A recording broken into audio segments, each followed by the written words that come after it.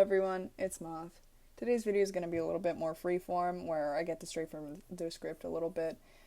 Just because today's going to be the start of a character design series of videos that I'm going to be making, which is rather self-explanatory, but I'll be making or recreating characters while teaching you guys what character design is all about.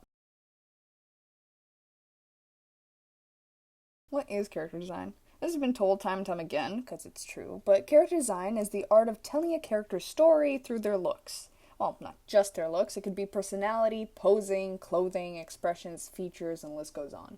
So today I picked two of my own characters, Porcelain, Teacup, and Silver Spoon, which, yes, I'll get to explaining the names in a moment. But these two characters are OCs that I made when I was getting into the Skypiea arc of my favorite show, One Piece. The designs are cartoonish and simple, which is very, customary for One Piece designs, but even still, I've always really liked that show for how well they do character designs. I mean, just looking at them, you can tell, for example, Luffy's nice and bubbly. Zoro and Sanji are very good contrasting characters, and I'll be touching upon that later. Nami, Robin, I mean, aside from the body types that are cause for concern, the designs themselves are actually really good. So I take a lot of inspiration from Oda's designs. Looking further into my characters, Porcelain, Teacup, and Silver Spoon, which I'm probably going to be calling Porcelain and Silver, for short. They are from a family of assassins, and yes, only in One Piece do assassins look like this. They are from a family of assassins. Their naming isn't random either. They are part of the Tea Time Pirates, and their family is called the Afternoon Family. Their names reflect where they are in life in terms of successes and developments. So I'll talk about their backstory further when I get to drawing. Porcelain and Silver are roughly the same age as the Straw Hats pre-time skip, and they are assassins as well. And my concern with these designs that I have for now are that they just don't reflect any of that. They look like just delinquent teenagers, not even teenagers. They seem very young, a lot younger than they should be. And that's, sure, in One Piece, it's hard to believe that any of those are as old as they are, but, it's okay. So let's break down what I wanted to change. First of all, Porcelain Teacup, she needs to resemble more of a teacup. Her skirt and top was that initial idea, but I think it's way too vulgar for who she is. I just don't see her as a character wearing such a short mini skirt and such a skimpy top. Other than that, her skirt was supposed to resemble a teacup, but I don't think I did that as well, so I'll be working on that too. Silver Spoon's outfit is bubbly, even though he himself is quite the opposite. He's cold and calculated, but part of his whole shtick is that he uses his inoffensive appearance, like he looks kind of like a doofus, to approach his, victims. That's why, for example, his shirt is dark, even though his design is very rounded. That's his whole thing. He's got round goggles, he's got circles on his pants and such. I just think he could use a bit more dark coloring to reflect more of his colder aspect. Whereas the other little frills on his pants and stuff just don't really make sense because they look very childish. His pants and his shoes look very childish, and I want to change that. Finally, the colors aren't as complementary as I had initially intended for them to be. Like I mentioned, Zoro and Sanji are very, as the second and third under Luffy, they have a very complementary design. I tried to do a similar thing for Silver and Porcelain, but I think the yellow being the only thing that connects them, it just isn't enough. So I also wanted to really press on that color schemes and shape language as well, which I'm going to show when I get to redesigning.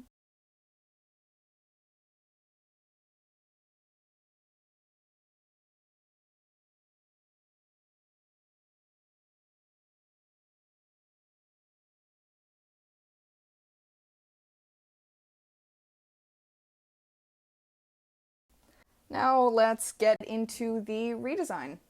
So, already getting into the sketch for the redesign, I start by just doodling a porcelain teacup, and as you can tell already, I had changed her top because I didn't want her stomach showing as much, as well as I made her skirt longer. Now I'm just checking out different shapes, especially for the heels and for the skirt. So these three skirts I had based off of teacups that I found online, that I found really adorable. So there was definitely a lot of shapes to choose from, but I think I picked a very generic one.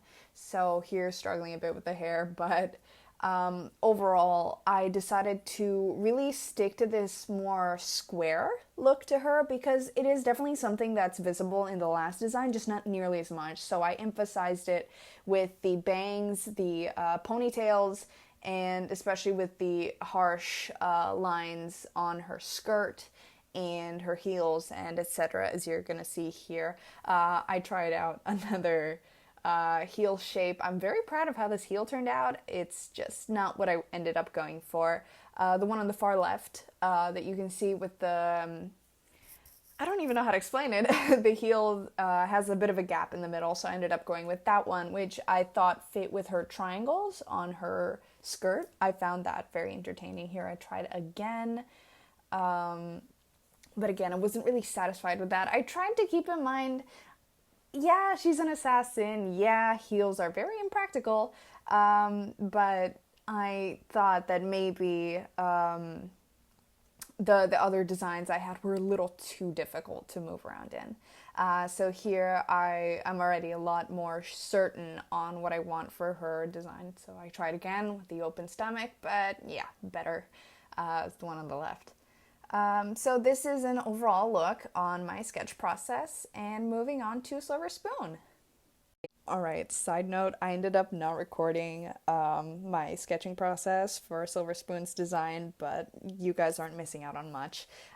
It's very simple. Here it is. I just kind of modified the circles to be a bit more oval, really just to reflect the spoon more because there's nothing else about his design that really screams spoon. And I also wanted to emphasize the roundness of a spoon with especially his hair, his sleeves, the neck opening of his shirt, the pants, and all of that. All the curves that you see, like, I tried to not have as many harsh lines as I had on Teacup. Alright, so jumping right into the final design, I'm starting with Porcelain Teacup. There isn't much that I have to say about this design at this point. I've already mentioned most everything I want to say in the previous segment, so as soon as I start coloring, I'm gonna discuss more on her character, why I chose the colors I did. So right now I'm going to take the time to discuss a little bit about them as characters. Porcelain Teacup and Silver Spoon are actually two out of the three triplets from the Afternoon family. The Afternoon family is this royal family, which is only of assassins. Yes, I did take a bit of inspiration from Hunter x Hunter. But their whole thing is very different. They are a bit of just like a gag villain that shows up in Skypiea, which is when I had made them. So a little bit about them as characters.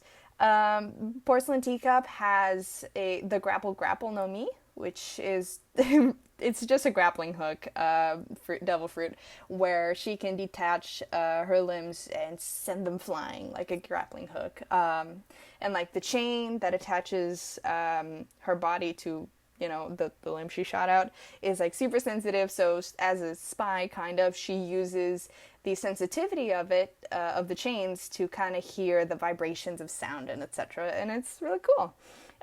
Silver Spoon has a little bit more of a convoluted devil fruit, where it's kind of, I don't remember what I called it. I'm going to put it in post when I check. But so he essentially, when he comes into physical contact with his target, he can replicate just one part of his body, like let's say hair or like body type or something like that, of their target. But the interesting part is when they touch again in the second contact, they can actually basically switch consciousnesses. The body stays in place, but now Silver Spoon's in the target's body and vice versa, which is good considering he's all about deceit, you know? So basically now the target's stuck in this pretty useless body because he's very skinny and very dainty.